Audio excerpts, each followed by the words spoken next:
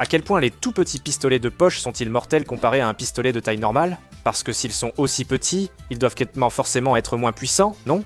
Premier pistolet de poche. Le Bodyguard 2.0 plus petit que ma main. Cependant, il utilise du 380 auto considéré par beaucoup comme trop faible pour tuer une souris. En comparant avec notre premier 9 mm, voici les deux canaux de blessure, et ils sont incroyablement similaires. Le 380 auto est environ 5% plus petit et a parcouru une distance à peine inférieure d'environ 5%.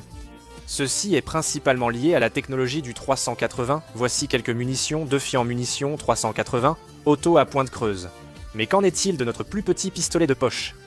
Parce qu'en regardant ces résultats, ça semble être à 95% aussi mortel que le 9 mm. Enfin, nous présentons le Switch Gun de Standard Manufacturing. Il te suffit de charger le barillet avec une cartouche de 0,22 Magnum et de le remettre en place.